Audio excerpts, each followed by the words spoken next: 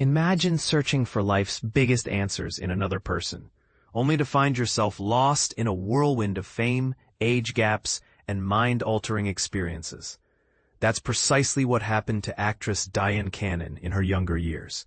She recently opened up about her tumultuous relationship with Cary Grant, who was a staggering 33 years her senior, and how it ultimately led her down a path of self-discovery and faith. Cannon, known for her outspoken nature and unwavering faith, has never shied away from discussing the challenges she faced in Hollywood. Before finding solace in religion, she sought meaning in her relationship with Grant, viewing him as almost godlike in her early 20s. As she revealed to Fox News, "Mine starts with how I met him on the Universal lot. I was about 22, and his name was Cary Grant, because that was God to me at the time. I was trying to find my way in the world." In essence, she projected her desire for guidance and understanding onto him. But here's where it gets controversial. Cannon admits that her pursuit of truth through Grant took some unexpected turns. She explained that her curiosity drew her to him, emphasizing, "I don't think wisdom necessarily comes with age. I think wisdom comes with seeking, and I was seeking truth." However, this search led to a surprising and potentially harmful experiment.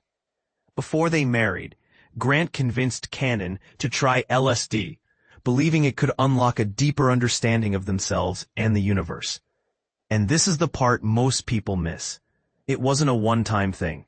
When their marriage hit rocky patches, Cannon joined him in taking the psychedelic drug multiple times, desperately hoping to salvage their relationship. She confessed to the Los Angeles Times, "He thought it was a gateway to God.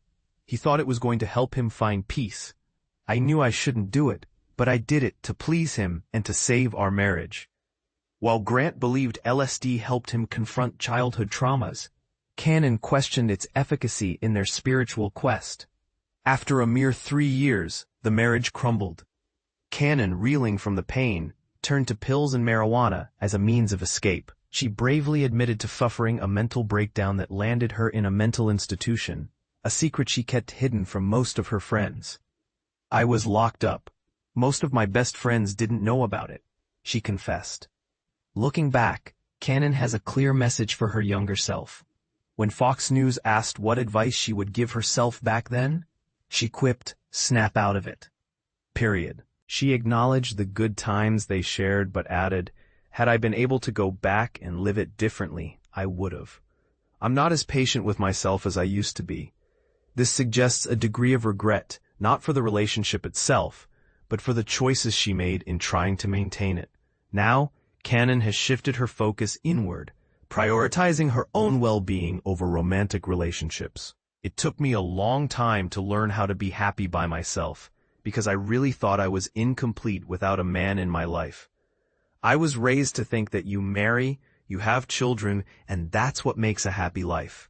And in my case, it wasn't," she explained.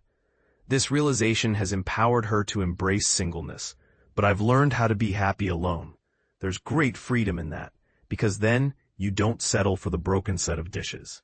You're not with somebody just because you're lonely. You're not with someone just because you're afraid to be alone.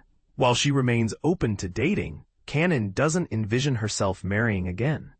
Instead, she's found fulfillment and the answer she was seeking through her faith, a journey that ultimately led her away from the allure of fame and the expectations placed upon her. This story raises so many interesting questions. Was Cary Grant's use of LSD irresponsible, even given the cultural context of the time? Was Dyan Cannon right to try and save her marriage in that way? And more broadly, do you think seeking fulfillment through another person is ever a sustainable path? Share your thoughts and opinions in the comments below.